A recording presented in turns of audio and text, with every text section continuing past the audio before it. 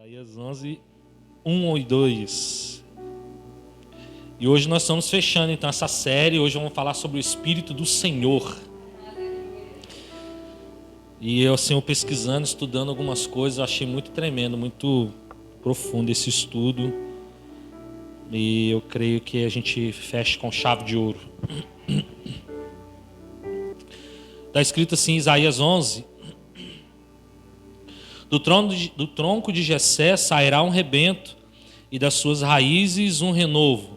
Repousará sobre ele o Espírito do Senhor, o Espírito da sabedoria e de entendimento, do espírito de conselho e de fortaleza, o Espírito de conhecimento e de temor do Senhor. Amém? Falar sobre o Espírito do Senhor nessa noite. Feche seus olhos rapidamente. Desliga aí, calma seu espírito, calma sua alma, quieta a sua alma. Pai, nós queremos, em nome de Jesus, nessa hora, continuar ouvindo o Senhor. Nós queremos, ó Deus, ouvir a sua palavra. Nós queremos, ó Pai, mergulhar nas suas escrituras. Queremos ouvir o que o Senhor tem para falar conosco nesse tempo. Sabemos que o Senhor tem revelado grandes coisas ao nosso coração, Deus, nesses dias. O Senhor tem ministrado ao nosso coração de maneira tão poderosa, Deus. E nós não queremos perder isso. Nós queremos reter, guardar, nos alimentar dessas palavras, para que possamos nos fortalecer contra o dia mal, Deus. Nos fortalecer contra os dados inflamados de Satanás, nos fortalecer contra as artimanhas, as armadilhas de Satanás, os sofismas, os enganos de Satanás. E Deus, o conhecimento da Tua palavra nos libertará. Sua palavra nos diz isso, o Senhor nos disse isso. Conhecereis a verdade, e a verdade vos libertará. E esse conhecimento dessa verdade, Deus, possa gerar no nosso interior, ó Deus, essa libertação, entendimento, sabedoria, conselho, fortaleza, temor, Pai, em nome de Jesus, e também o senhorio do Senhor sobre nós. No nome de Jesus Cristo, Pai. Amém e amém.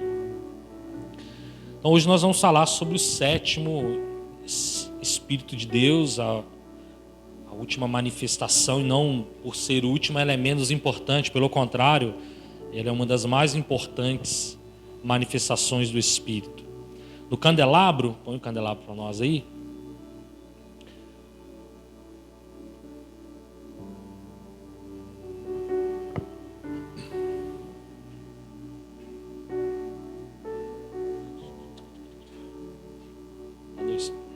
Dá 2 cliques no meio que abre.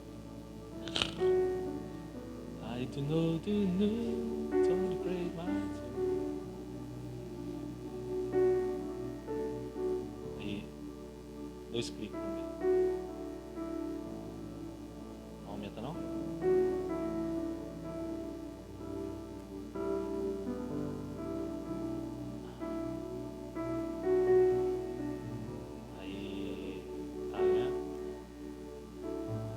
Baixa com a mãozinha assim agora, só arrasta a imagem. Arrasta isso, garotinho. Que isso, hein? Então aqui é o candelabro, é um utensílio do tabernáculo. E esses espíritos, essa manifestação dos 7 espíritos de Deus de Isaías, ela está também ligada ao candelabro, lá a manifestação do que simboliza o candelabro no santo lugar. O candelabro no santo lugar, ele vai representar o Espírito Santo. E você perceba que a haste central, ela é inteira até chegar na sua lâmpada. E todas as outras hastes estão ligadas a ela. Essa haste central, ela é chamada a haste do Espírito do Senhor, porque é aonde o Senhor é centro, onde Ele precisa ser centro, ser autoridade sobre as nossas vidas. E através do senhorio de Deus, todas as outras manifestações virão sobre nós. Então você recebe o Espírito de conhecimento, entendimento, sabedoria, você recebe lá o Espírito de conselho, de fortaleza, de temor, porque você está centrado no Espírito do Senhor. Então o Espírito do Senhor, ele é de suma importância, porque o Espírito do Senhor, ele vai falar de quê? O que a palavra Senhor diz para nós? A palavra Senhor diz para nós que é aquele que possui algo. Dono, proprietário. Dono da casa, patrão, pessoa que exerce poder, domínio, influência. Aquele que tem pleno domínio sobre si, sobre uma coisa ou sobre uma situação. Aquele que tem autoridade como rei, imperador, soberano e chefe. Então, Senhor, quando você está falando de Senhor, você está falando de alguém que tem autoridade sobre alguém, sobre algo. Quando você, por exemplo, declara em algumas canções, ou quando você declara com seus lábios, com as suas mãos, Tu és o meu Senhor, Tu és o meu Salvador. Nós acabamos de cantar, né? Tu és meu Deus e meu Senhor. Quando nós declaramos isso, nós estamos declarando que Jesus tem autoridade sobre a minha vida. Que Jesus tem autoridade suprema. Nenhuma outra autoridade se iguala à autoridade de Deus. Então, quando declaramos que Ele é o nosso Senhor, nós estamos declarando que nós pertencemos a um dono. Temos um proprietário, temos um dono, e esse dono se chama Jesus Cristo. Amém ou amém? Senhorio, que vem da palavra Senhor, que é o exercício do Senhor. O senhorio é o direito, ou o domínio ou o direito do Senhor sobre algo. Então, se nós temos o Senhor Jesus como Senhor das nossas vidas, Ele tem por direito ser Senhor das nossas vidas. É um direito constituído. Ele é Senhor, e por Ele ser Senhor, quem ordena, quem manda, quem domina, quem governa, quem tem autoridade, é Ele. Você, por exemplo, é Senhor da sua casa, como foi falado aqui. Você só permite entrar na sua casa aquele que primeiro tem que passar pela sua autoridade. Se alguém invade a sua casa sem a sua autoridade, qual é a primeira coisa que você vai fazer? Primeiro é orar, clamar a Deus. Mas qual é a primeira coisa que você vai fazer? Polícia, invadir a minha casa sem o meu consentimento. Por quê? Violaram a sua autoridade naquele momento. Passaram a sua autoridade. E quando o Senhor Jesus, Ele é o nosso Senhor, significa que nenhum outro Senhor pode tomar o lugar que lhe é dele, porque já é dele, já é devido a Ele. Amém ou não amém? Amém. Falar sobre o Espírito do Senhor é revelar a sua autoridade, propriedade sobre nós. É declarar que não há mais outro Senhor além dele. É declarar que a sua influência está sobre nós. Nós somos influenciados, nós somos dominados, nós somos reinados, temos Ele como nosso Rei e soberano. Olha o que está escrito em Mateus 6, verso 24. Mateus 6, 24 diz assim: ninguém pode servir a dois senhores, porque ou há de aborrecer-se de um e amar o outro, ou se devotará a um e desprezará o outro. Não podeis servir a Deus e às riquezas. Não pode servir a dois senhores, porque uma vez que um senhor foi estabelecido, este senhor tem total autoridade sobre você. Por isso que quando nós estávamos perdidos nas garras de Satanás, Satanás era o nosso senhor. Satanás tinha domínio, tinha governo sobre as nossas vidas. Ele tinha governo sobre o nosso corpo, sobre a nossa alma. Ele mortificou nosso espírito. Ele tinha domínio sobre nós, porque enquanto estávamos fora de Cristo, quem governava era Satanás. Quem governava era o diabo. Mas Jesus nos resgatou, nos tirou do domínio de Satanás. Ele disse: olha, você vai perder o senhorio sobre a vida do Johnny. Vou falar e você fala o seu nome. Ó Satanás, você vai perder o senhorio sobre a vida do... Aí Deus, Ele tira você do domínio de Satanás, mas não te deixa avulso na terra. Ele não te deixa avulso na vida. Ele fala assim: mas agora você é propriedade minha. Eu serei o seu Senhor. Eu serei o seu dono, eu serei o seu rei. Olha que maravilha, irmãos. Jeremias capítulo 32, verso 38 diz assim, a profecia sobre Israel: eles serão o meu povo e eu serei o seu Deus. Eles serão o meu povo e eu serei o seu Deus, dar-lhe-ei um só coração, um só caminho, para que me temam todos os dias, para o seu bem e bem dos seus filhos. Farei com eles aliança eterna, segundo o qual não deixarei de lhe fazer bem, e porei o meu temor no seu coração, para que nunca se apartem de mim. O Senhor declarou: eles serão o meu povo, e eu serei o seu Deus. Eu serei o seu Senhor. Eu serei o seu governante. Eu terei autoridade, domínio sobre este povo. Tem o povo dele aqui nessa noite, amém? Somos o povo do Senhor. Aleluia! O senhorio e a salvação, elas caminham juntos. Não tem como Jesus ser Senhor e não ser, não tem como Jesus ser Salvador e não ser o nosso Senhor. Nós clamamos, né? Às vezes nós temos o costume de dizer para as pessoas: olha, você precisa aceitar Jesus como seu Salvador. Ele precisa salvar a sua vida. Mas não existe salvação sem senhorio. Porque quando o Senhor estabelece o seu governo, quando o Senhor estabelece o seu comando, quando o Senhor estabelece a sua autoridade, através desse senhorio, através dessa autoridade, é que emana a salvação sobre aqueles que Ele governa. Então não adianta você falar assim: eu aceitei Jesus como meu Salvador. Mas se Ele não exerce senhorio sobre a sua vida, você não é salvo. Vou repetir. Se você um dia crê que recebeu Jesus como seu Salvador, mas não permite com que Ele exerça o senhorio sobre a sua vida, quero te dizer que você não está salvo. Porque não tem como ser salvo sem a manifestação do senhorio de Deus sobre a sua vida. Se o senhorio de Deus sobre a sua vida anda em déficit, se o Senhor não consegue ser Senhor sobre a sua vida porque nós não permitimos, não existem os benefícios desse senhorio. Porque todo governo, todo reino tem os seus benefícios. Todo reino tem os seus direitos e também tem os seus deveres. E no reino de Deus não existe outra forma a não ser essa.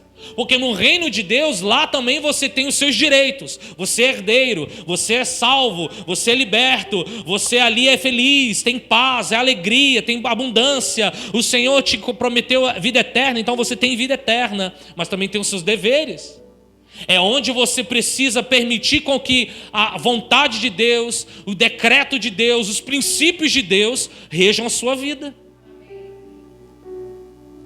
Já viu aquela pessoa que pega a Bíblia e aí abre a Bíblia num lugar, e se aquele texto não fala com ela diretamente, ou melhor dizendo, se aquele texto confronta os seus erros, ela fala: não, isso aqui não é Deus não, foi o homem que escreveu. Aí ela vai para outro texto: não, aqui foi Deus que escreveu, porque aqui está massageando o meu ego. Aquela pessoa que olha para a Bíblia, 66 livros maravilhosamente inspirados pelo Espírito Santo, instigando ali, ensinando, mostrando o caminho para homens puros e íntegros. Para ela não é 100% fiel, porque existem partes dela que eu não concordo. Falamos agora aqui de dízimos e oferta. Tem gente, isso assusta, irmãos, tem gente que se diz que é Salvador e é Senhor, mas não crê no dízimo e na oferta. Ela faz parte da Bíblia, mas ela faz questão de não concordar com essa parte da Bíblia. Isso significa que o senhorio de Deus não está sobre ela. E se o senhorio de Deus não está sobre ela, não há salvação. Eu não estou dizendo que você tem que dar dinheiro para ser salvo. Eu estou dizendo por causa de princípios. É diferente. Então o senhorio de Deus, ele vem sobre nós acompanhado de salvação. Você quer ser salvo? Quem quer ser salvo, irmãos? Tem que ter senhorio. Tem que ter governo de Deus. E o governo de Deus, ele não é um governo sem leis. Ele não é um governo sem regras, sem princípios. O governo de Deus tem princípios. Existem leis. Você está no Brasil. Por mais que as leis aqui no Brasil estão né? Só o Senhor na causa para restaurar as nossas leis humanas, mas existem leis para você estar aqui. Se você burlar qualquer uma dessas leis, por mais por mais absurda que seja essa lei, você vai preso. Você vai sofrer consequências. No reino de Deus é a mesma coisa, irmãos. O fato de nós servirmos a Deus requer de nós entendimento, Joel, de que existem princípios a serem seguidos. Ou eu sou do Senhor, ou eu não sou do Senhor. Deus, ele olha para nós, será, e fala assim: ali eles são o meu povo, e eu sou o seu Deus. Quando ele olha para mim e para você, ele diz assim: João é o meu povo, e eu serei o seu Deus. Né, João? Só que para entender o senhorio, eu quero falar um pouco da redenção. Eu quero falar um pouco do porquê, como o Senhor, ele vai redimir-nos, ele vai nos redimir e estabelecer o seu senhorio sobre nós. Quando nós falamos da redenção, a redenção ela significa resgate, significa remissão, significa readquirir uma propriedade perdida. Redenção significa readquirir uma propriedade perdida. Antes de Deus estabelecer essas verdades no Novo Testamento, Ele determinou que elas fossem ilustradas lá no Antigo Testamento. Nós estamos falando agora de alguns, nessa série, sobre a manifestação dos 7 Espíritos de Deus, que está revelada lá no candelabro, que nós vimos agora há pouco, que estava lá no tabernáculo, no Antigo Testamento. Todo o Antigo Testamento, ele é sombra daquilo que viria. Todo o Antigo Testamento, por isso que a gente não pode desprezar nenhum nem outro. Ah, não, estava na lei, estava no Antigo Testamento, não vale. Vale porque é sombra, é o complemento de toda a profecia. Jesus foi profetizado no Jardim do Éden. Você sabia disso? Jesus foi profetizado no Jardim do Éden. Quando Deus mata um animal e cobre a nudez daqueles dois, do Adão e Eva, Ele está profetizando que alguém deveria morrer para cobrir, para tirar o pecado da humanidade. Aquele animal temporariamente tapou a nudez de Adão e Eva, mas Jesus, como Cordeiro Pascal, tirou o pecado do mundo de uma vez por todas. Então ele já foi profetizado no Gênesis. Ele não foi profetizado nos profetas. Desde o Gênesis ele foi profetizado. É o Senhor readquirindo a propriedade perdida.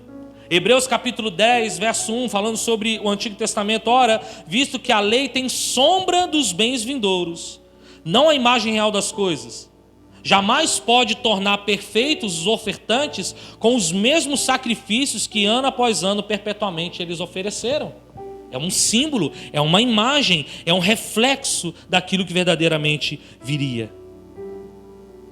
E dessa forma, precisamos olhar que a lei da redenção no Antigo Testamento, durante anos, Deus fez com que o povo praticasse essa encenação para que essa profecia pudesse se cumprir na nova aliança, na nova aliança em Jesus Cristo. Quando então João Batista declara diante de Jesus, quando Jesus se aproxima dele: eis o Cordeiro de Deus que tira o pecado do mundo. Antes os cordeiros precisavam ser mortos, os animais precisavam ser mortos. Era uma profecia, era uma sombra daquilo que viria, o verdadeiro Cordeiro de Deus. O Cordeiro que tira o pecado do mundo. Aleluia. A redenção, resgate. Quando você olha ali para Noemi e Boaz, Boaz resgata Noemi. Resgate. Redenção. Noemi estava fadada ao fracasso. Seu marido havia morrido. Não havia ninguém, não só o seu marido, mas o irmão do seu marido também havia morrido. Não havia mais alguém que desse descendência à sua família. Morreria viúva e sem filhos. até que Boaz, como um parente próximo, um parente, né, da família, que por direito naquele tempo podia resgatar, casa-se com Noemi. Ruth, perdão. Estou falando Noemi, né? Ruth. Perdão, Noemi é a sogra. É porque Noemi é o nome da minha filha, entendeu? Então por isso que eu estou falando Noemi. Ruth. E resgata a descendência de Ruth. É o resgate, a redenção.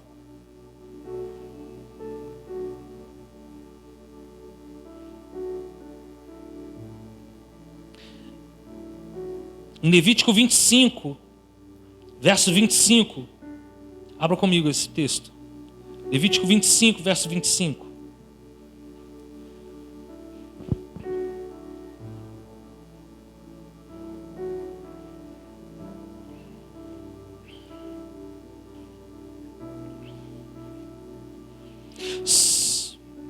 Termina de abrir, eu leio. Xarabaçube. Se teu irmão empobrecer e vender alguma parte das suas possessões, então virá o seu resgatador, seu parente, e resgatará o que o seu irmão vendeu. Se alguém não tiver o resgatador, porém vier a tornar-se próspero e achar o bastante com o que remir, então contará os anos desde a sua venda, e o que ficar restituirá ao homem a quem vendeu, e tornará a sua possessão. Mas se as suas posses não lhe permitirem reavê-la, então o que for vendido ficará na mão do comprador, até o ano do jubileu. Porém no ano do jubileu sairá do poder deste, e aquele tornará a sua possessão. Qual era a regra? Você tinha um bem, vendia esse bem.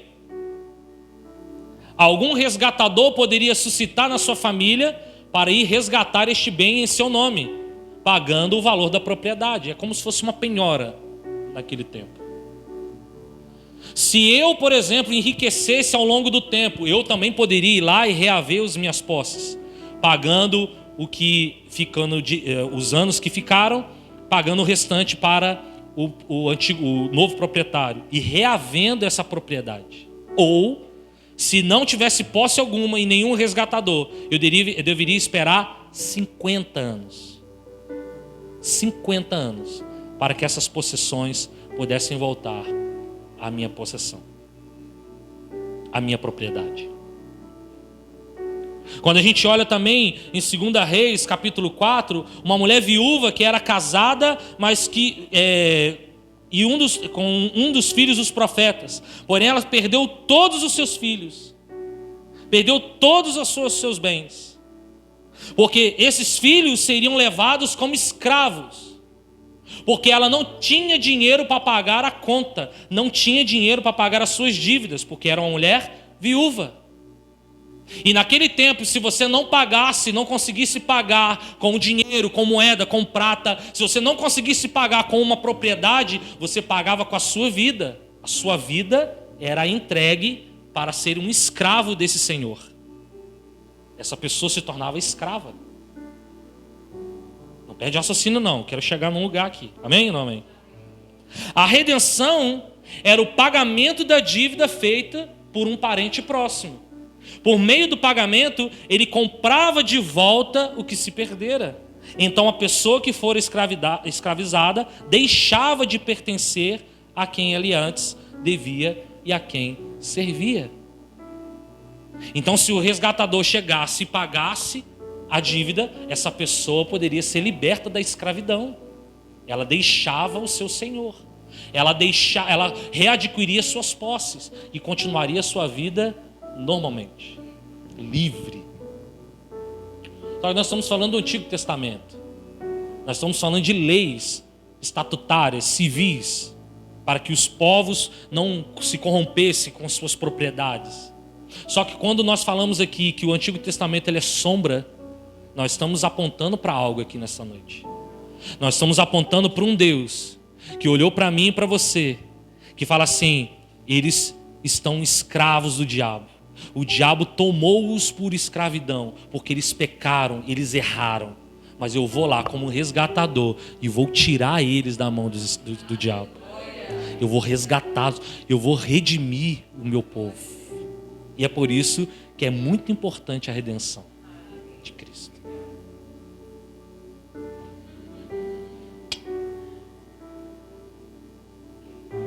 A escola sacerdotal, nós estamos trabalhando sobre esses aspectos da expiação, redenção, justificação.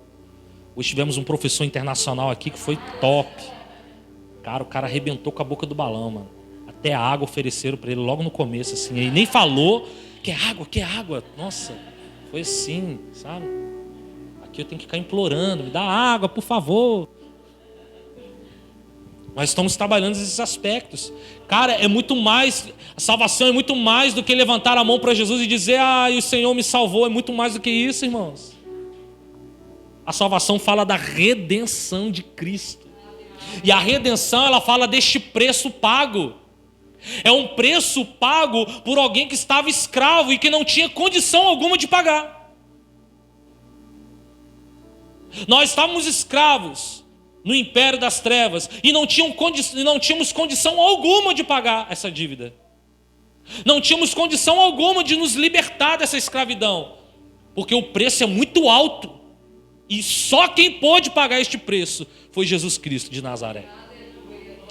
Ele escolheu, falou assim, eu vou resgatar o meu povo, eu vou descer lá e vou resgatá-los, eu vou pagar a auto dívida, o alto pagamento, eu vou pagar, eu vou rasgar a cédula, eu vou rasgar a promissória, eu vou rasgar o cheque, eu vou rasgar o contrato, e esses serão o meu povo, e eu serei o seu Deus. Redenção. Apocalipse capítulo 5, versículo de número 9. Apocalipse 5, verso 9. E entoaram um novo cântico, dizendo, digno és de tomar o livro e de abrir-lhes os selos, porque foste morto e com seu sangue compraste para Deus os que precedem de toda tribo, língua, povo e nação, e para o nosso Deus os constituíste reino e sacerdotes, e reinarão sobre a terra. Porque foste morto e com teu sangue compraste para Deus. Jesus te comprou para alguém. Jesus te comprou para um novo proprietário. Existe um novo proprietário sobre a sua vida. De toda tribo, língua, povo e nação. Essa compra é para todos. E para o nosso Deus, os constituíste reino e sacerdotes, e reinarão sobre toda a terra. O homem tornou-se escravo de Satanás quando se rendeu ao pecado no jardim do Éden. E a Bíblia declara que aquele que é vencido em algo torna-se escravo de quem o vence. Está escrito em 2 Pedro 2,19. Se você é vencido, você se torna escravo daquele que o venceu.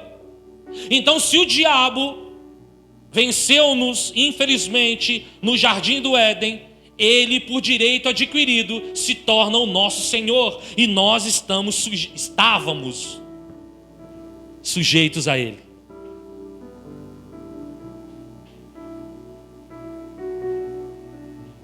Adão foi chamado em Lucas 3,38 de filho de Deus. Mas essa condição ela não se permaneceu por conta do pecado. Quando Jesus veio ao mundo e Adão perdeu essa condição de filho, Jesus foi chamado de um filho único de Deus, em João 3,16. Que Deus amou o mundo de tal maneira que deu o seu único filho. Mas Adão foi chamado no Gênesis de filho de Deus. Mas ele perdeu a filiação por conta do pecado. Mas Jesus veio e mudou essa situação. E ele agora passa a se chamar primogênito entre muitos irmãos. Romanos capítulo 8, verso 29. Então ele veio nos resgatar e ele veio resgatar-nos, ele veio nos restaurar a identidade de filhos. Nós somos filhos restaurados, adotados como herdeiros. Clamamos, Abba, Pai. É Ele. É Ele. Você acha por que a terra está dessa forma? Destruída. Os princípios todos tortos. Porque o diabo se assenhorou da terra. Abra comigo em Salmo 115, 16. Salmo 115, 16. E o relógio corre, né? Parece que ele acelera assim.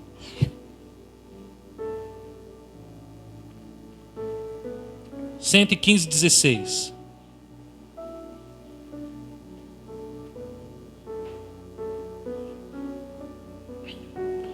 Os céus são os céus do Senhor, mas a terra deu-a ele aos filhos dos homens.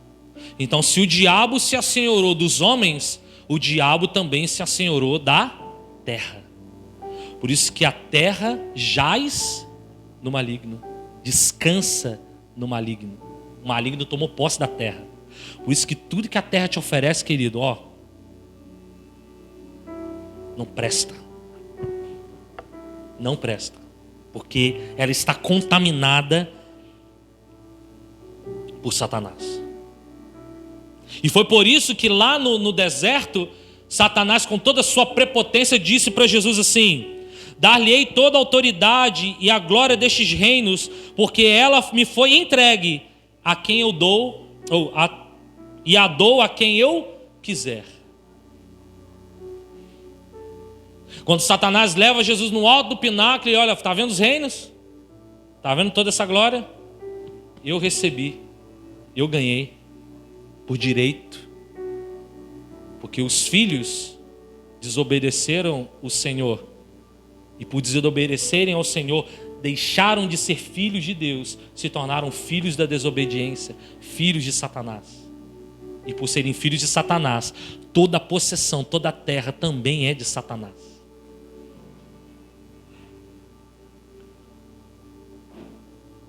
Mas veio Jesus e nos rasgou essa cédula.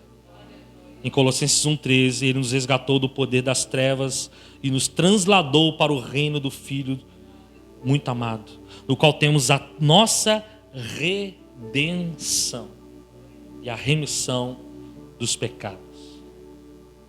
Ele nos resgatou. Ele nos tirou.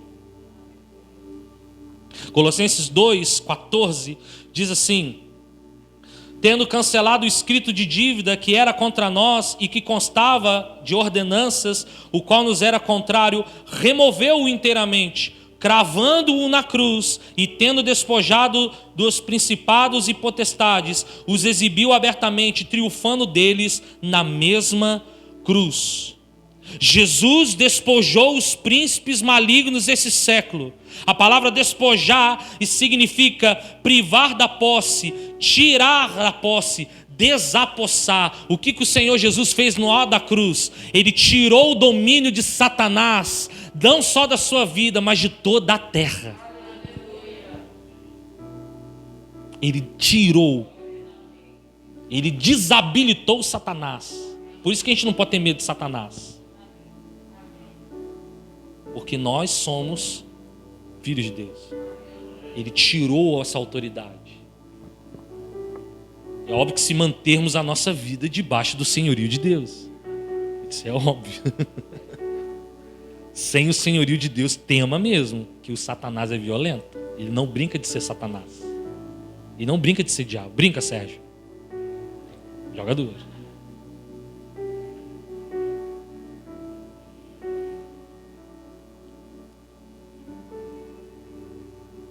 1 Pedro 2,9: vós, porém, sois raça eleita, sacerdócio real, nação santa, povo de propriedade exclusiva de Deus, a fim de proclamardes as virtudes daquele que vos chamou das trevas para a sua maravilhosa luz. Jesus tirou o senhorio de Satanás sobre você e sua família.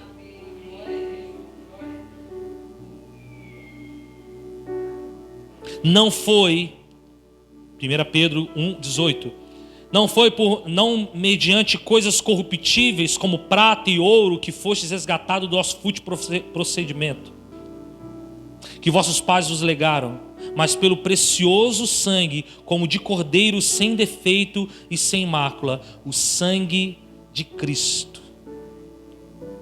Quando Ele nos compra com o seu sangue, Ele se torna Senhor, proprietário das nossas vidas. Satanás não tem mais direito sobre você.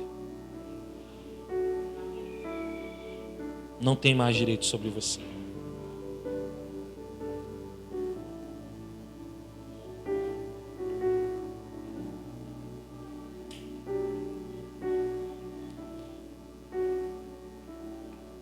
E agora que nós pertencemos ao Senhor, e agora que Deus é o nosso dono, é a nossa propriedade, ao invés de nós nos tornarmos escravos do diabo, nós nos tornamos escravos de Deus, escravos do Senhor. Abra comigo em Êxodo capítulo 21, verso 1. Êxodo 21, 1.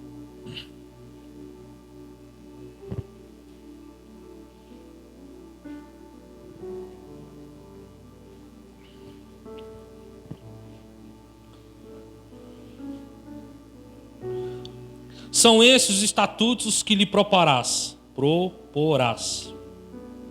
Se comprardes um escravo hebreu, 6 anos servirá, mas ao 7º sairá foro, né? Sairá foro de graça. Se entrou solteiro, sozinho sairá. Se era homem casado, com ele sairá sua mulher. Se o seu senhor lhe der mulher e ela der à luz filhos e filhas, a mulher e seus filhos serão do seu senhor e ele sairá sozinho. Porém, se o escravo expressamente disser: eu amo meu senhor, minha mulher e meus filhos, não quero sair do foro, então o seu senhor o levará aos juízes e o fará chegar à porta ou à ombreira. E o seu senhor lhe furará a orelha como uma sovela, e ele o servirá para sempre. Aqui nós estamos falando do escravo das orelhas furadas. A pessoa, o hebreu que era comprado como escravo, ele tinha que servir ao seu senhor 6 anos. No 7º, por direito, ele poderia sair do senhorio daquele homem e viver a sua vida. Se ele entrasse sozinho, sairia sozinho. Se ele entrasse com mulher e filhos, a mulher e os filhos sairiam com ele. Porém, se ele lá dentro se casasse e tivesse filhos, a mulher e os seus filhos ficavam no poder do seu senhor, e este homem poderia sair no 7º ano. Mas quando esse homem, ao passar aqueles 6 anos, e no 7º ele poderia ter o direito de sair, ele dizia assim: não, eu amo meu senhor. Eu desejo ficar aqui. Eu desejo me tornar um escravo para todo sempre. Esse senhor furaria a sua orelha como marca da sua escravidão. E a partir daquele momento, para sempre, até que ele morresse, ele seria escravo daquele senhor. O servo da orelha furada era conhecido na sociedade em seus dias como alguém que era escravo por decisão própria. Nenhum outro escravo tinha orelha furada. Quando eles viam um escravo de orelha furada, era porque aquele homem escolhera ficar escravo para todo sempre. Onde quer que ele fosse, aquela orelha furada atrairia a atenção dos demais. Em qualquer lugar que ele chegasse, as pessoas saberiam imediatamente que ele era um dos escravos e que decidiu ser escravo quando não tinha obrigação de ser escravo. É tremendo este paralelo, quando nós colocamos que nós somos escravos de Cristo. Ainda que por direito de compra, pela redenção, o Senhor seja o nosso proprietário, Ele não impõe o seu senhorio sobre nós. Jesus, mesmo tendo o direito, por ser nosso dono, porque nos comprou, Ele não impõe o senhorio sobre nós. Você não serve a Deus por imposição. Você não serve a Deus porque alguém te ameaçou. Ou você serve a Deus, ou eu vou te matar. Ninguém faz isso. Você não serve a Deus na integridade dessa forma. Você serve a Deus porque você ama ao Senhor.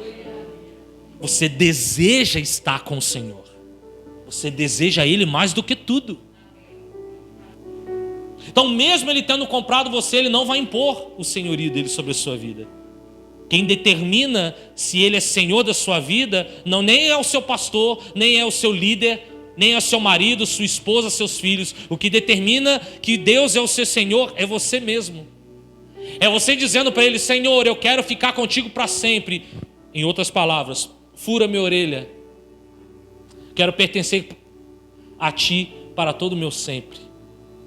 Eu não quero viver a minha vida fora da sua presença. Quando esse homem, no 7º ano, ele tinha esse desejo de ficar com o seu Senhor, porque ele era bom. O texto diz assim: então, como é que é? Eu amo meu Senhor, minha mulher e meus filhos, não quero sair do forro. É porque este Senhor tratava ele com educação, tratava ele com zelo, cuidava daquele homem, mesmo ele sendo um escravo, mesmo ele sendo um servo da sua casa. Aquele homem tinha o desejo de permanecer ali, porque ele sabia que fora dali ele viveria situações muito mais severas, muito mais difíceis. E queridos, Jesus, quando nos resgatou do império das trevas e nos colocou no seu reino, Ele nos colocou no seu reino para que possamos ter a dimensão do quão maravilhoso é pertencer ao reino de Deus. O quão maravilhoso é servir ao Senhor. O quão maravilhoso é ter Ele como Senhor das nossas vidas, como comandante do nosso barco.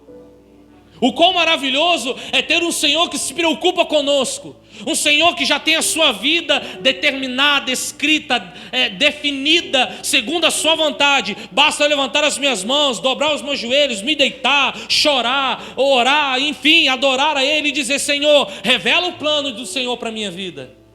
Este é o Deus que você serve. Não é um Deus tirano, não é um Deus que exerce a sua autoridade com autoritarismo. Deus, Ele exerce sobre nós a autoridade, segundo o desejo do nosso coração. E nós precisamos fazer essa análise todos os dias, queridos. Hoje estamos na presença de Deus. Imagina a sua vida sem a presença de Deus hoje. Imagina você sem o senhorio de Deus hoje. Imagina hoje Satanás governando você e sua casa. A gente não consegue imaginar. Por quê? Nós estamos debaixo da graça de Deus. Ele não nos permite imaginar dessa forma, porque Ele nos supre todas as coisas. Ele é o Senhor das nossas vidas. Este homem pensava dessa forma: eu estou aqui, eu estou bem, eu estou servindo ao meu Senhor, eu tenho família, eu tenho filhos. Eu não vou deixar minha família sozinha aqui. E outra, eu vou deixar minha família sozinha aqui para eu viver um inferno lá fora. Eu prefiro ficar aqui aos pés do meu Senhor, servindo Ele, porque eu amo. A Bíblia fala: eu amo o meu Senhor. E esse Senhor, Ele é o Senhor feudal, o Senhor humano ali. Todos nós somos libertos da escravidão, mas podemos assumir voluntariamente esta posição de escravos em amor. Porque se Deus quisesse e nos obrigasse a servi-lo obrigatoriamente, não seria por amor, já seria por definição. Você já nasceria da sua mãe com o número de série: 01, ama a Deus; 02, ama a Deus; 03, ama a Deus; 04, ama a Deus; 05, ama a Deus. Você já saía pré-definido, de fábrica. Mas Ele fez-nos com o livre-arbítrio. Ele nos fez livres. É só no reino de Deus que você é escravo, mas ao mesmo tempo você é livre. Só. Porque lá no mundo, no inferno, você não tem liberdade. Você é escravo. Você vira capacho do Satanás. Você vira almofada de Satanás. Satanás pinta e borda com você, seus filhos, sua família, suas finanças. Ele arruína com você de uma vez por todas. Agora o Senhor não.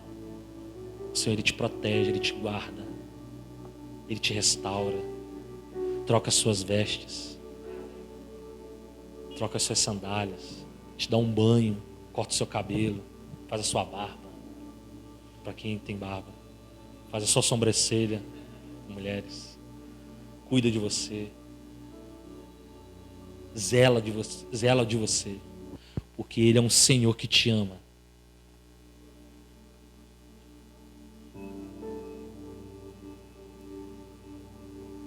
A palavra escravo em muitas aparições no Novo Testamento, ela é traduzida para a palavra grega doulos, que significa servo, homem de condição servil, atendente. Somos chamados pela palavra de Deus de escravos de Cristo, ou seja, nós somos chamados de servos do Senhor, servos de Cristo. Só que é tão maravilhoso que a mesma Bíblia diz assim: eu já não vos chamo mais servos, eu vos chamo amigos. Então, ao mesmo tempo que você é um servo, Deus também te trata como um amigo. Você tem honra com o Senhor. Você pode abraçar o seu Senhor, você pode cheirar o cangote do seu Senhor. Você pode conversar com Ele vários assuntos. Você pode falar com Ele o que você quiser. Porque Ele, além de ser seu Senhor, Ele também é seu amigo, seu Salvador, seu Redentor.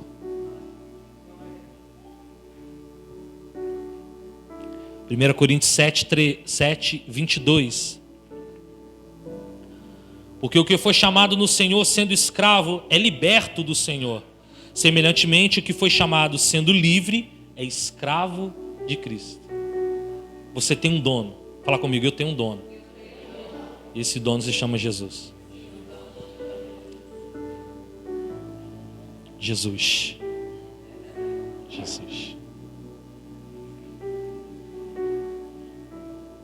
A única condição desse homem ficar ali com a sua orelha furada, servindo aquele Senhor para todo sempre, se chama amor. Você não pode ficar diante da presença de Deus, você não aguenta ficar diante da presença de Deus sem amor. É necessário amor para suportar todas as pressões, para mortificar a carne, para renunciar o eu, né, irmã Maria? Tem que ter muito amor. Muito amor. Sem amor, nós não somos escravos de Cristo. Sem amor, nós nos tornamos escravos por obrigação. Como muitos que no 6º ano, e quando chegava no 7º ano, eu vou sair daqui. Muitos iam viver a sua vida. Porque não tinha amor, não tinha respeito, não tinha honra no relacionamento com o seu Senhor. Mas quando havia honra, respeito, amizade no relacionamento Senhor e servo, esse relacionamento perdurava para todo sempre. A ponto de ter a sua orelha. Por isso que Paulo fala que nós temos o quê? A marca de Cristo. Nós temos as marcas de Cristo estão em nós. Essas marcas simbolizam que nós temos um dono, simboliza que nós pertencemos a um Senhor que é todo poderoso para todo sempre. Amém ou não amém?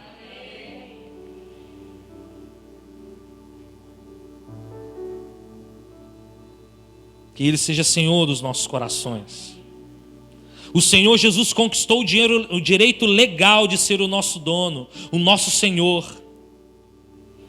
Contudo, Ele prefere não usar esse direito com autoritarismo. Ele prefere não usar esse direito na força. Ele prefere usar esse direito no relacionamento de amor. Eu amo o meu Senhor. Eu amo o meu Senhor. Olha o que Paulo disse. Paulo em Filipenses capítulo 3, verso 7, diz assim: mas o que para mim era lucro, isso considerei perda por causa de quem? Por causa de Cristo. Sim, deveras considera tudo como perda por causa da sublimidade do conhecimento de Jesus Cristo, de Cristo Jesus, meu Senhor, por amor no qual perdi todas as coisas e as considero como refúgio para ganhar a Cristo. Paulo entendeu, Paulo teve entendimento, cara, eu sou escravo de Cristo, eu descobri que o meu Senhor é tão maravilhoso, é tão soberano, Ele é tão magnânimo, que eu não preciso de mais nada nessa terra. Tudo que eu conquistei até hoje, toda sabedoria, toda inteligência, tudo que eu adquiri até hoje, todo respeito, toda honra, eu considero como refúgio, e a palavra refúgio fala bosta, esterco. Nada útil. Você tem condições hoje de olhar para a sua vida, olhar para a sua condição financeira, olhar para a sua família, olhar para o seu ministério e dizer isso: eu considero isso tudo como refúgio, porque eu conheci o Senhor. Quando a gente chega nessa condição, irmãos, é porque o Senhor está estabelecendo domínio e governo sobre nós. Sem esse domínio, sem essa influência, sem esse governo, nós não chegamos a esse patamar de entendimento. Paulo entendeu. Paulo nos mostrou que também essa atitude de escravo é por entrega. Romanos capítulo 8, verso 36. Estou falando rápido aqui porque senão a gente gasta muito tempo. Como está escrito: por amor de ti somos entregues à morte todos os dias. Fomos considerados como ovelhas para o matadouro. Por amor a ti, Senhor, eu me entrego à morte todos os dias, porque eu entendi que o Senhor é suficiente para mim. Pecado algum nessa terra supre o que o Senhor tem para a minha vida. Eu posso ter o direito de ser livre e viver a minha vida como bem quiser. Você tem esse direito, porque o Senhor não te obriga. Mas você tem que entender que fora da presença de Deus é só destruição, é só tragédia. O filho pródigo entendeu isso. Enquanto ele estava debaixo da proteção do pai, ele tinha tudo: comida, vestes, honra, ele tinha tudo na casa do pai. Até que um belo dia ele falou assim: eu quero livre, eu quero ser livre. Chegou o 7º ano. Quero ser livre, quero viver a minha vida. Me dá os bens que eu tenho direito, e eu quero viver a minha vida da minha maneira. Quando ele sai do senhorio do seu pai, quando ele sai da cobertura do seu pai e vem viver a vida lá no mundão, os primeiros anos, os primeiros momentos, ele curte adoidado, porque tem dinheiro, está curtindo a vida adoidado, pegando muitas mulheres, se prostituindo, comendo de tudo, fazendo arruaça, até que chega um dia que a fonte seca. Porque sem a cobertura de Deus, sem estar debaixo do senhorio de Deus, você inevitavelmente, querido, você vai estar debaixo do senhorio de Satanás. No mundo espiritual não tem neutralidade. Não tem campo neutro no mundo espiritual. Ou você é de Deus, ou você é do capiroto. E o filho pródigo experimentou isso, porque quando ele saiu da presença do pai, debaixo da cobertura do pai, ele pôde experimentar o que o mundo tinha de verdade para ele, ao ponto de querer comer a comida dos porcos. Vai lá na casa da Patrícia e vê lá as lavagens que ela dá lá para os porquinhos comer. Vê se você tem condição de comer aquilo.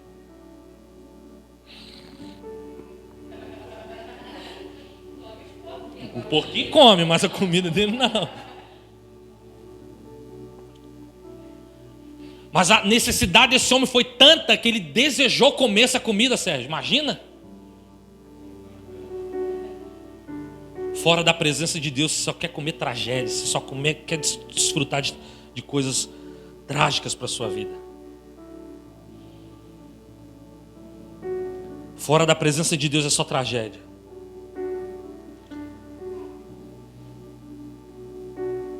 É por amor. O relacionamento com Deus é por amor. Quando nós amamos a Deus, nós estamos renunciando à nossa liberdade. Quando amamos a Deus e servimos a Deus como Senhor, nós estamos abrindo mão da nossa liberdade. Nós estamos dizendo: Senhor, toma conta da minha vida. Governa a minha vida. Estabelece o teu trono no meu coração, na minha casa. Senhor, não deixe meus filhos viverem fora da sua presença. Me ensina, me ajuda a governar minha casa debaixo do governo do Senhor. Senhor, não me deixa tomar decisões fora da sua vontade. Senhor, fala comigo através das suas escrituras, através de homens e mulheres de Deus tremendos e maravilhosos e ungidos. Deus, eu quero viver uma vida nova, algo novo no Senhor, debaixo do governo dele. Nós estamos renunciando à nossa liberdade. Nós estamos dizendo para Ele: Senhor, eu abro mão do controle da minha vida e permito com que o Senhor tome o controle dela. É como se você estivesse no volante do seu carro e dissesse: Deus, toma a direção, vá para onde o Senhor quiser, porque eu quero ser guiado pelo Senhor. Eu quero ser guiado pela sua palavra. Eu quero ser guiado pelos seus princípios. Eu renuncio à minha liberdade de tomar as decisões. Eu renuncio esse livre-arbítrio que eu tenho direito, mas eu abro mão. Senhor, o que o Senhor disser eu faço. Irmãos, para a gente chegar nesse patamar, nessa dimensão, nós precisamos que o senhorio de Deus esteja estabelecido sobre nós, enraizado em nós. E é nisso que o Espírito do Senhor quer fazer conosco nessa noite. Ele quer estabelecer o seu senhorio sobre nós.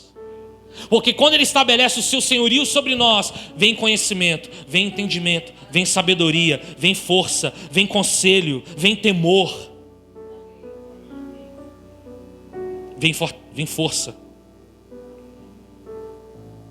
Quando o Espírito do Senhor estabelece governo, você passa a conhecer o Senhor. E quando você começa a conhecer o Senhor e começa a entender, conhecer os seus atributos, conhecer o seu caráter, conhecer a sua santidade, quando você começa a conhecer os seus propósitos, o plano de Deus para a sua vida, há um conhecimento e você começa a ver: nossa, aqui tem muita coisa maravilhosa, eu preciso entender isso. E Deus então começa a trazer entendimento para você daquelas coisas, do porquê que Deus está fazendo aquilo ali por você, do porquê que Ele te tirou do império das trevas, porquê que Ele te tirou do inferno. Lá você não tinha essa dimensão, agora você tem, porque o Senhor está revelando para você. E à medida que Ele vai te revelando, querido, você vai entendendo, você vai entrando, você vai se aprofundando em Deus. Não tem como largar. Não tem como você pegar e falar: eu estou indo embora para minha casa. Você fala assim: não, fura minha orelha, que eu quero ficar para sempre do seu lado. Não tem como. Não tem como você não temer esse Deus. Não tem como você não buscar esse Deus dia e noite. Não tem como você não buscá-lo com toda a sua alma, com toda a sua força, com todo o seu entendimento. Não tem como. Não tem como o seu dinheiro não servir o reino. Não tem como os seus bens não servirem ao reino. Não tem como a sua família não servir ao reino. Não tem como o seu ministério, o seu chamado, os dons que Deus te deu servirem ao reino. Não tem como você deixar de fazer isso tudo, porque o senhorio está sobre você.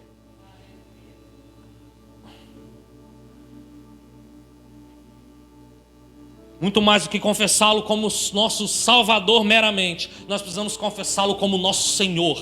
Senhor. É o senhorio dele que traz salvação. É o senhorio dele, é o resgate dele que traz salvação. Sem o senhorio não há salvação. Mateus capítulo 13, verso 44. Eu já estou terminando aqui para a gente orar. Pode ir. O reino dos céus é semelhante a um tesouro oculto no campo, o qual certo homem, tendo-o achado, o escondeu, e transbordante de alegria vai e vende tudo o que tem e compra aquele campo. O reino dos céus é também semelhante a um que negocia e procura boas pérolas, e tendo achado uma pérola de grande valor, vende tudo o que possui e a compra. Quando você conhece o Senhor, quando você entende que o Senhor é por você, quando você entende e conhece o Senhor, cara, você larga tudo, você vende tudo, você abandona tudo para viver só para Ele. Seus prazeres não servem mais. Esse desejo enlouquecedor de pecar não vem mais, porque você está cheio do Espírito, você está cheio da presença. Você conheceu um Deus que é maravilhoso, cheiroso, bondoso. Atos 20, 24. Porém eu nada considero a vida preciosa para mim mesmo, contanto que complete a minha carreira e o ministério que recebi do Senhor Jesus para testemunhar o evangelho da graça de Deus.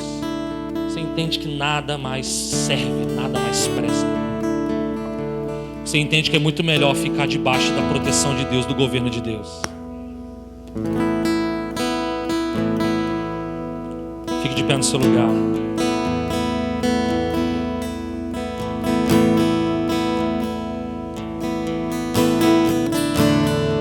Falar de escravidão por amor, fala de obediência. Fala de uma obediência não por obrigação, mas uma obediência em amor. E a obediência, quando você vai para a Bíblia, Deus, ele muitas das vezes lhe pede obediência ao invés de adoração. Nós estamos acostumados a entender que talvez a adoração, não adoração na música, mas a adoração de adorá-lo com toda a nossa vida, é o ápice da nossa devoção a Deus. Mas o ápice da nossa devoção a Deus, da nossa submissão ao senhorio de Deus, é a nossa obediência. Saul perdeu o trono não porque não adorou a Deus, porque adorar a Deus, ele adorou. Ele ofereceu o sacrifício, ele cumpriu os cerimoniais. Mas o reinado de Saul foi estipado sobre a terra porque ele desobedeceu ao mandamento. Ele desobedeceu ao mandamento do seu Senhor.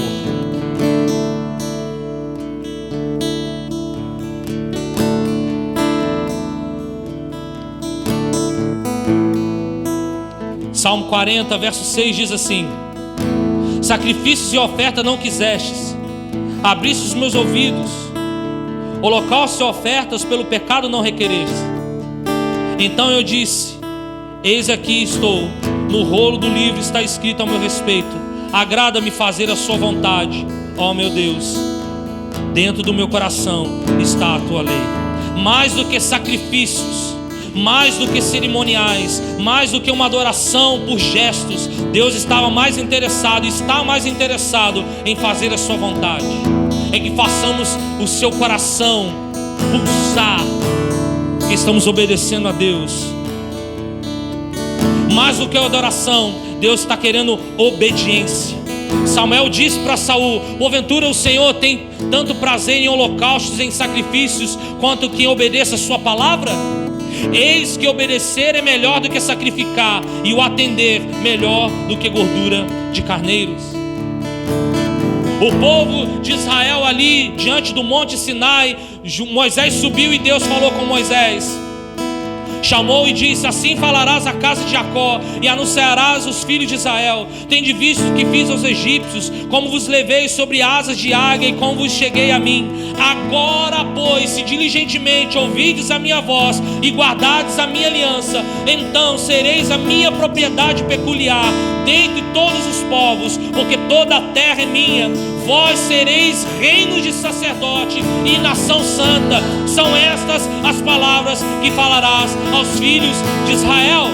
Agora, pois, se diligentemente ouvides a minha voz, ou seja, se vocês obedecerem a minha voz, se vocês obedecerem os seus mandamentos, vocês serão o meu povo.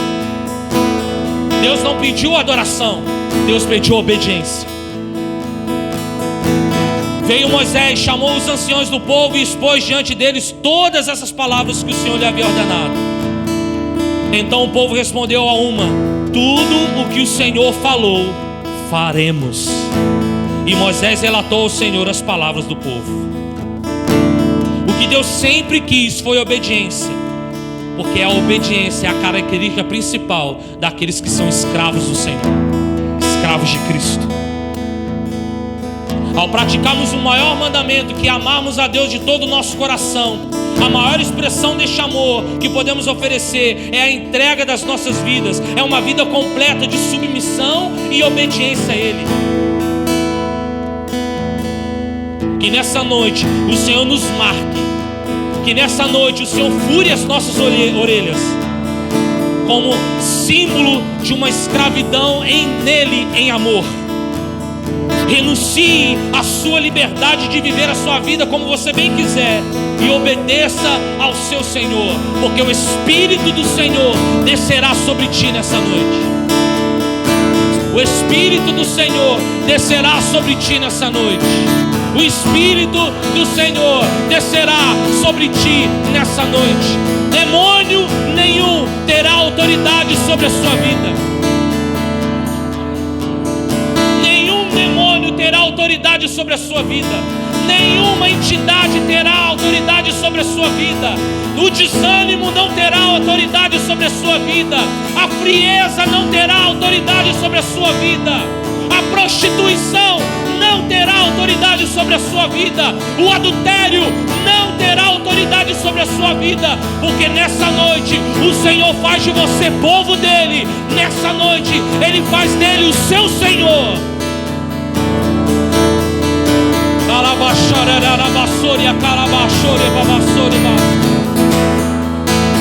É nessa noite. Clame ao Espírito, clame a Deus. Deus, estabeleça o seu senhorio sobre a minha vida. Estabeleça o seu senhorio sobre a minha mente. Estabeleça o seu senhorio sobre o meu coração. Aqui não manda a enfermidade. Aqui não tem medo. Aqui não tem temor. Aqui não tem angústia. Porque o verdadeiro amor de Deus lança fora todo medo. Onde o Senhor pisa, demônios caem. Onde o Senhor governa, demônios caem. Onde o Senhor governa, entidades malignas são expulsas. Onde Jesus toca a planta do pé, o gadareno é liberto. A mulher samaritana é curada. O cego vê, o coxo anda, o mudo fala. O atribulado de espírito recebe paz, recebe alegria.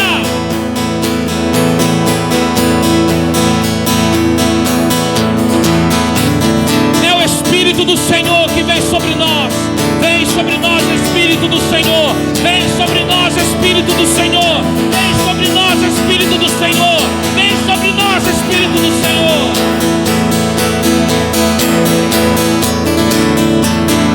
Vem sobre nós, Espírito. Vem sobre nós, Espírito. Vem sobre nós, Espírito.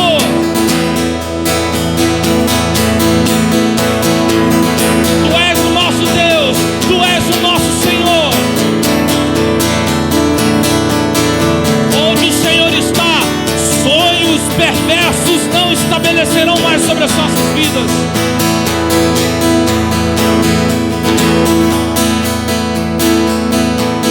Onde o Senhor está, a morte não tem vez. Onde o Senhor está, a tristeza tem que saltar de alegria. Onde o Senhor está, a impossibilidade se torna possível, porque tudo é possível. Tudo é possível em seu nome. Tudo é possível nele.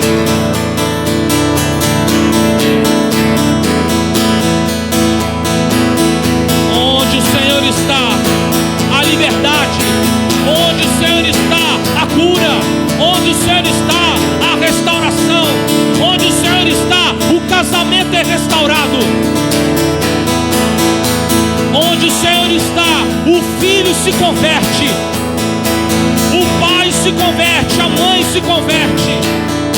Onde o Senhor está, o aidético é curado. O cancerígeno é curado. A prostituta se converte. O viciado larga as drogas, porque o Senhor estabelece o seu trono de justiça.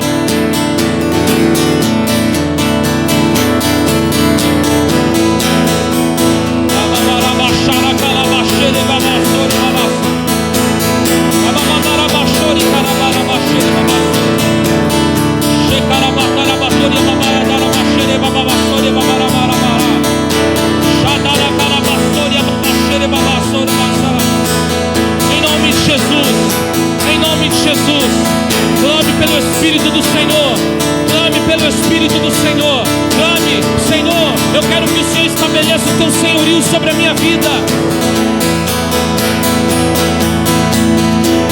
sobre a minha vida.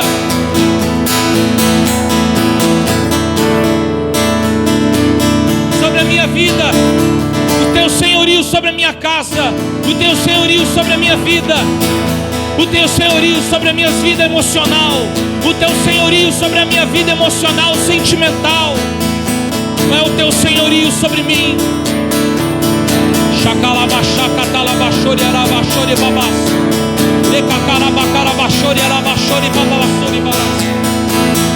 Coloca diante do Senhor aí. Coloca diante do Senhor. Senhor, existem áreas na minha vida que estão de mal a pior. Existem áreas na minha vida como se o barco estivesse a pique, como se o barco estivesse afundando. Senhor, toma o remo, toma o manche, toma a direção. Estabeleça o seu senhorio sobre a minha vida nessa área. Meu casamento está naufragando, meus filhos estão perdidos. Senhor, estabeleça o teu senhorio sobre a minha família. Meu negócio, meu trabalho não está legal. Estou desempregado, estou passando dificuldades financeiras. Peça ao Senhor para estabelecer o senhorio dele sobre as suas finanças. Tudo que tenho, tudo que sou, nada é para mim, Senhor. Nada é meu, é do Senhor. Governa, Senhor. Governa sobre as nossas vidas. Governa sobre as nossas emoções. Expulsa agora, Senhor, todo demônio que está tentando arruinar a vida dessas pessoas. Tira agora de sobre a vida dos meus irmãos toda opressão maligna, trazendo tristeza, trazendo decepção, trazendo mágoas, trazendo angústias. Toda opressão do diabo caia por terra, porque o Senhor estabeleceu o teu trono.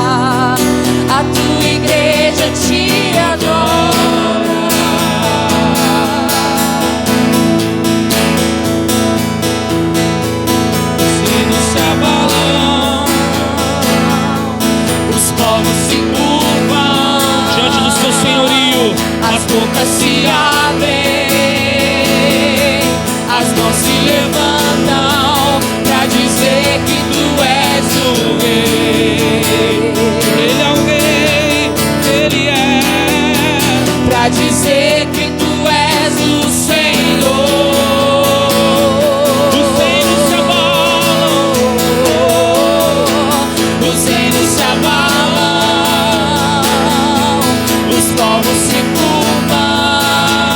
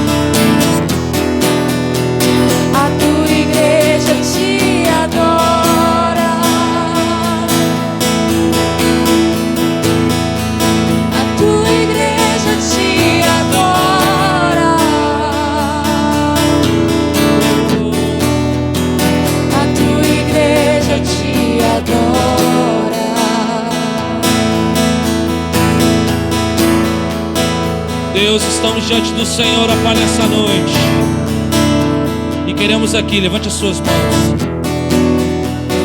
Queremos aqui em uma só voz, Deus, renunciar todo ídolo, renunciar todo Deus, renunciar tudo aquilo que tomou o teu lugar na minha vida até hoje. Eu renuncio, Senhor Deus, Mamon. Eu renuncio Astarote. Eu renuncio Jezabel. Eu renuncio Moloque. Eu renuncio, Deus, em nome de Jesus, todo e qualquer gigante, todo e qualquer empecilho, todo e qualquer demônio, todo e qualquer Deus que tomou o meu coração. Eu renuncio Mamon, renuncio as riquezas, Pai, e eu quero estabelecer nessa noite uma aliança contigo. Eu quero estabelecer, ó Deus, no meu coração uma aliança e declarar que o meu coração é teu, a minha vida é tua. Eu me disponho a furar as minhas orelhas. Eu me disponho a ser marcado pelo Senhor. Eu me disponho a viver uma vida inteira diante da sua presença.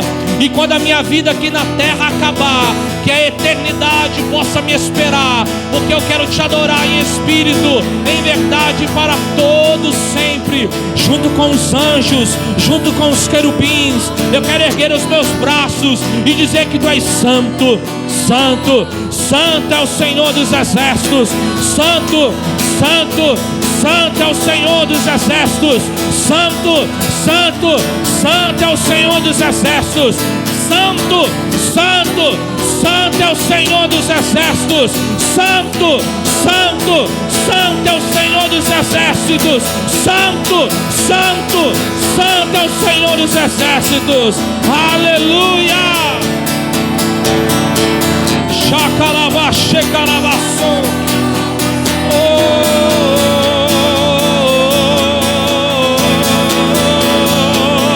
Teu reino é sempre eterno, firmado em misericórdia, justiça e igualdade, bondade e fidelidade. A tua igreja te adora. A tua igreja te adora. Só a igreja, vamos declarar teu reino, a igreja, teu